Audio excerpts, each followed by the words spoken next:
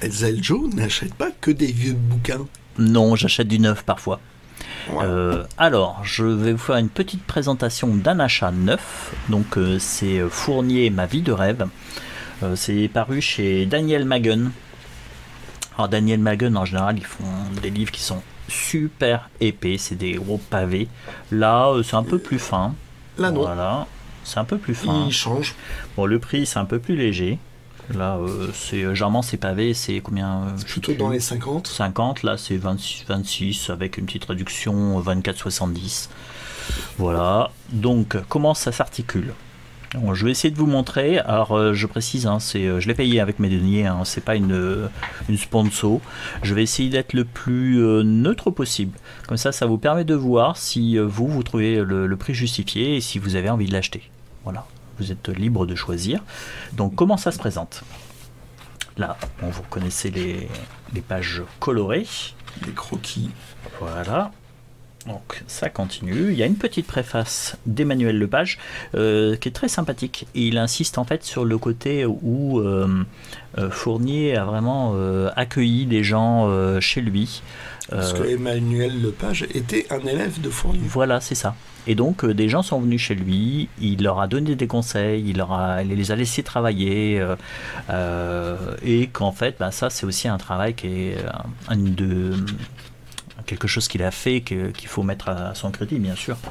Donc voilà, ça commence, et en fait, c'est une biographie, en fait, c'est surtout une autobiographie qui insiste sur des souvenirs qui l'ont marqué dans son enfance, dans son adolescence, dans sa vie professionnelle. Et plutôt que d'écrire, en fait, il en a fait des planches de BD. Alors, si vous comptez l'acheter, ne faites pas trop d'arrêts, ne regardez pas trop pour pas vous divulgacher. Je voudrais pas divulgacher en fait le plaisir de le lire. Hein. Donc, vous pouvez juste écouter la bande dessinée. Là, la première, ça commence, c'est une anecdote sur le médecin à sa naissance. Et donc, on va avoir des anecdotes sur son enfance. On apprend plein de choses en fait sur ses parents, c'est marqué dedans, mais en fait il est né, enfin sa famille est issue autour de Saint-Brieuc. Je crois que c'est autour de ça. Parce que ceux qui ne le sauraient pas, Fournier est breton. Oui. Voilà, c'est. Ça c'est dit. Saint-Quay-Portrieux. Ouais. Déjà sa famille venait de Saint-Quay-Portrieux.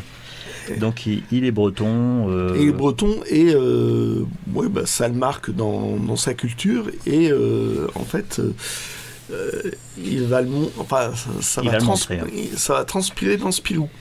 Oui, c'est ça. C'est quand il aura repris.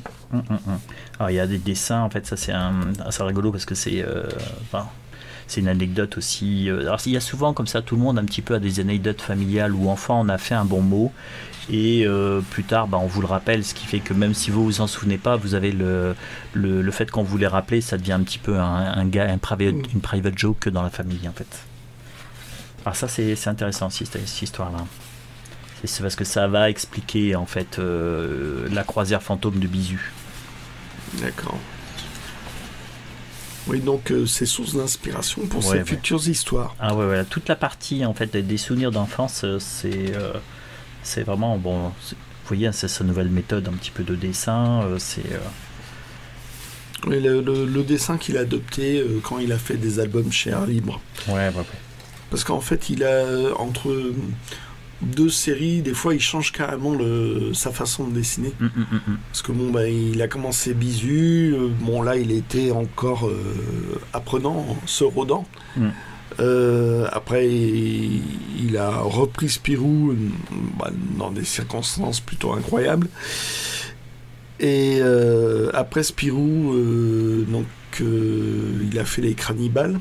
Il y a toute une liste à la fin. Il y a tout ça.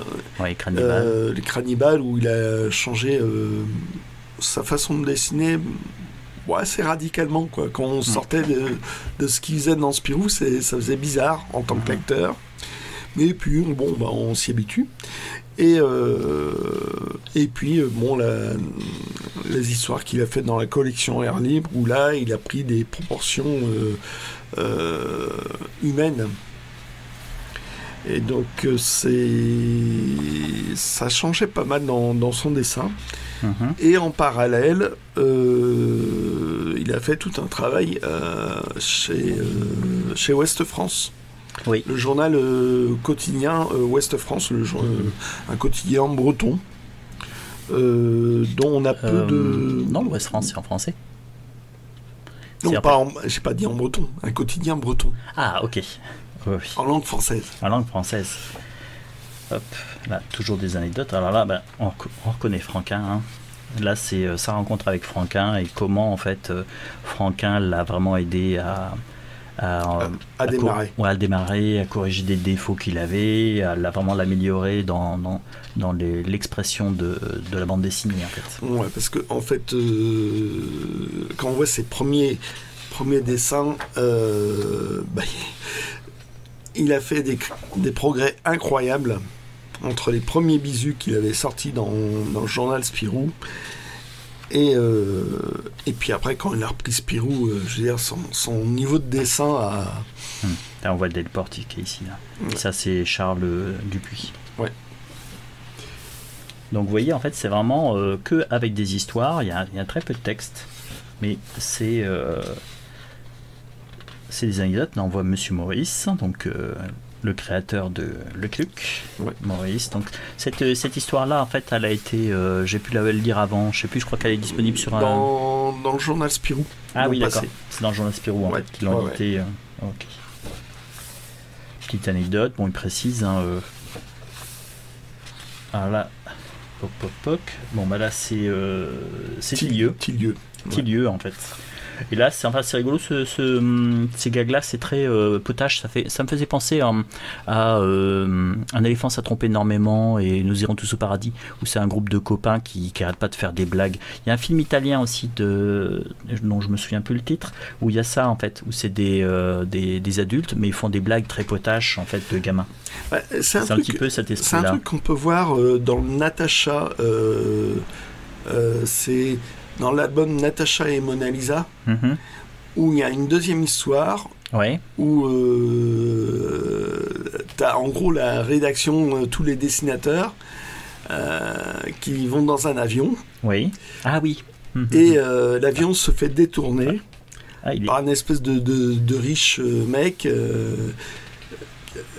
Et ils sont obligés de dessiner pour ce mec-là, quoi. D'accord. Et donc on les voit et il y a vraiment un côté vraiment potache entre eux, quoi. Il y a déjà ce côté-là. Voilà, t'as Peuillot qui est là, donc Latilleux, puis donc Fournier, qui était svelte. il était jeune. Hein. Ouais, voilà. Donc là c'est même chose, hein, ça se passe dans le train, il s'amuse à faire des blagues de potache un peu. Alors ça c'est avec l'histoire de l'Ankou, il y avait eu un petit peu de boycott. Ouais. Comme c'était avec une centrale nucléaire et que c'était pas particulièrement pour l'énergie nucléaire, il y avait eu des boycotts. J'avais déjà entendu parler de cette anecdote-là. Donc là il explique vraiment tout ce qui s'est passé. Là on retrouve l'Ankou en fait pour une manifestation. Non, en fait, le personnage de la manière dont il a dessiné l'Ankou a été repris lors d'une manifestation. Donc là, et ça, c'est vraiment quand on lui a retiré Spirou. Donc en fait, il a pris des pseudos pour les personnes, qui ont fait partie de cette réunion pour lui retirer Spirou, en fait. Ouais, parce que lui, il n'a pas lâché. Je veux dire, Franquin a abandonné le personnage Spirou, d'autres ont abandonné, lui on lui a retiré parce que le personnage de Spirou appartient à l'éditeur.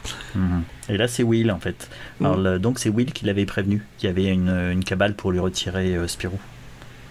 Et en fait apparemment les autres n'avaient pas osé parce qu'on leur avait interdit de le dire.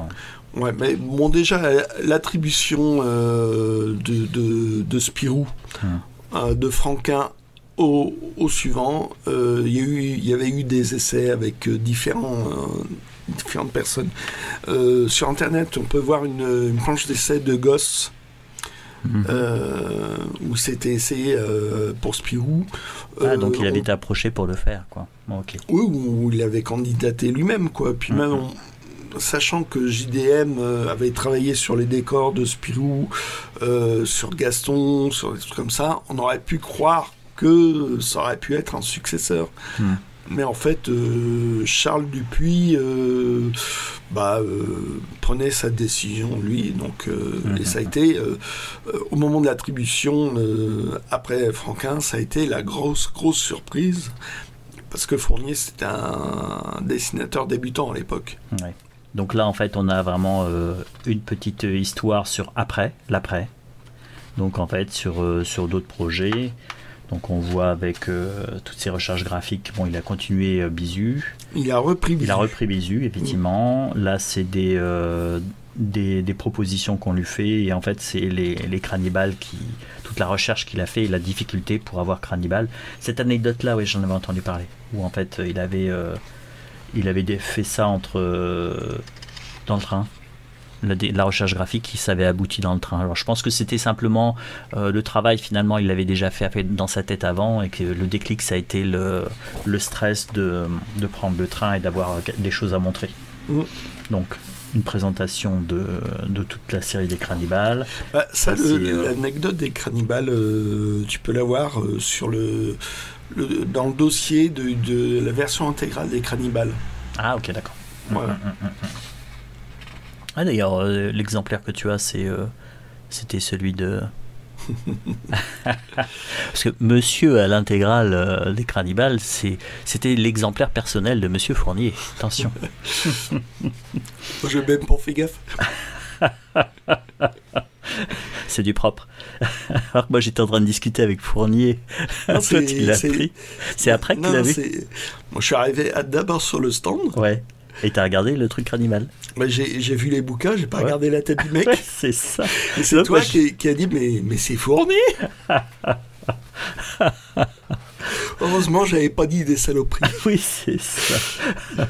Donc là, c'est son diptyque plus près de toi, en fait, où là, il a carrément changé. C'est incroyable, il a changé le graphisme, quoi. Il est aussi dans les chevaux du vent aussi, ça. C'est à ce moment-là qu'il a changé son dessin. Ouais. Et en fait, il a fait cette série-là. Alors là, on a fini sur toutes les parties où il raconte des petites anecdotes de sa vie.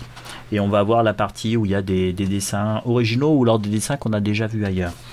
Ouais, ça c'est beau ça. Voilà, là on commence. Ce sont les ex-libris qui accompagnent le Faiseur d'Or aux éditions Black and White. Donc si vous n'avez pas cette édition... qui coûte un bras et un rein, je pense. Ouais, ça coûte un rein, Black and White. Oui, Black and White, c'est pas donné. C'est la partie Crowbar, Archives et compagnie. Donc voilà, il présente ceci. C'est ce que je pensais trouver dans un bouquin Magun, en fait. Il est beaucoup plus light que le... Moi, je m'attendais aussi à quelque chose qui fasse 400 pages, un gros pavé. Et comme vous pouvez le voir, en fait, on a vraiment que cette partie-là. Moi, j'étais comme friand. J'aurais bien aimé avoir la partie... Moi, je suis un fan de Ludo, le personnage, en fait, où il y a des énigmes et tout ça. Et quel est le rapport avec Fournier? Parce qu'il a fait des planches où, en fait, c'est un enquêteur. Dans le Ouest France. Voilà, dans l'Ouest France. Dans l'Ouest France, il avait son enquêteur, je ne me souviens plus du nom, et en une page, vous aviez une énigme, et à la fin, c'était ah, je sais qui est le coupable. Et vous, l'avez-vous deviné? C'est un petit peu ce style-là. Et toute cette partie-là, de ce travail-là, ça n'existe plus, à moins de trouver les vieux journaux. Alors j'ai posé la question à Fournier pour savoir si ça serait réédité. Si c'était en fait, non. On le voit une fois par an, donc on lui pose une ou deux questions par an. Donc l'interview est lent. Et il m'a dit que ça serait trop difficile. Parce qu'il y a le problème, c'est que les scénarios, en fait, on lui donnait des idées, il y avait des gens qui faisaient les scénarios. C'était des problèmes de droit d'auteur. Et en fait, il y a un problème de droit d'auteur, tout simplement. C'est que lui, il a juste les droits sur les dessins. Voilà. Donc là, les planches... Alors là, tu vois rien. Là... Il y a eu peut-être en deux parties. Il a peut-être fait en deux parties sa planche. Oui, il doit faire des demi-planches et il y en a une qui a je parlais à Johnny. Ah ouais. Alors soit il en a refait une parce qu'il n'était pas satisfait, soit quelque chose. Voilà, donc là... Attends. Ouais, quoi? Quand il y a le marsupilami, c'est que c'est Franquin qui l'a dessiné. Ouais. Ah oui, c'est vrai. C'est ça qui laissait la place. Hop. Donc là, on a le champignon nippon qui... c'est... comment ça s'appelle Ah oui, c'est parti en Espagne, là. En Espagne. Japon. Ah, je suis encore en Espagne. Alors, je vous expliquerai peut-être un jour pourquoi l'Espagne, ça m'agace. Mais ouais, je sais. Pas les Espagnols, pas l'Espagne, mais c'est un petit détail. Et tiens, c'est marrant ça, j'en ai parlé tout à l'heure. Alors là, donc, c'est quand il va au Japon, hein, tout simplement. Ouais, avec le triangle. C'est ça. Le truc mafieux. T'as vu, c'est vraiment que du. Là, c'est crayon papier, hein, c'est vraiment une recherche. Voilà. Du glucose pour Noémie. Hop.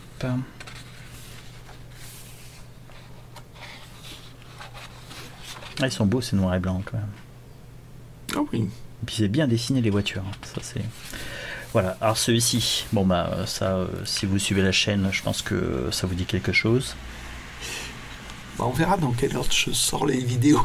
Parce que on va faire une. Si elle n'est pas sortie, il va y avoir une vidéo sur cette image-là, qui est l'image de couverture du Spirou numéro 2000. Voilà. Donc bon. Placement de produit. Donc la bille truquée avec une planche. Alors celui-ci aussi, hein, ça c'est un ex-libris qui était dans l'édition Black and White. Oui. Et c'est vrai que... Et on sent que il a perdu les proportions des gros nez. Ouais. Et là, c'est des proportions de réalistes. T'as vu avec des caméras, des yeux. Hop. Le gris-gris du Nyokolo Koba. Et là, il avait un sacré niveau de dessin quand même. Ouais. Ouais. Quand tu vois le premier Spirou et celui-là, oui, là, totalement. Ça changeait énormément. Quoi. Ouais. L'histoire est sympa, j'aime bien l'ambiance. Là, c'est un projet de couverture. Elle a été faite. Elle a été faite, celle-là ? Oui. Ok. Merci. Spécial Bretagne. Donc, et là, on arrive à la maison dans la mousse. Donc là, on a quelques pages. Et c'est là qu'il s'est fait retirer le personnage de Spirou. Et on voit qu'il s'est arrêté là de l'ancrer. Et ça n'a jamais été terminé. Donc des petites recherches graphiques sur les Cranibales. Avec le personnage de Betty qui au début était moche, mais en fait, non, il faut qu'elle soit belle pour attirer la viande. Là, les chevaux du vent. Et voilà. Et à la fin, donc, on a sa biographie. Bibliographie. Oui, c'est ça. Bibliographie. Merci de cette correction. Voilà. Donc, c'est une présentation. Maintenant, je pense que vous avez vu ce qu'il y a dedans. Ça peut vous permettre de décider. Alors, est-ce que c'était sous blister ? Non, il n'est pas sous blister, celui-ci. D'accord. Mais est-ce qu'on va c'est Daniel Magen. Déjà, j'étais surpris de le trouver là où je le cherchais. Est-ce que tous les librairies BD, si librairies BD, ils l'auront, vous n'allez pas le trouver en grande surface, donc ce sera... ouais, c'est quand même confidentiel. C'est un petit peu plus confidentiel. Donc, faut le réclamer, il faut le commander. Ouais, voilà. Puis c'est vrai qu'il y a beaucoup de gens maintenant qui achètent sur Internet. Donc, oui. si vous le voyez sur Internet, j'espère que cette présentation vous permettra de choisir en conscience et que voilà. Ciao. Si vous avez aimé cette vidéo, merci de mettre un pouce bleu, de laisser un commentaire, de la partager et de vous abonner. Comme ça, l'algorithme de YouTube ne va pas nous enterrer. Voilà, je vous remercie.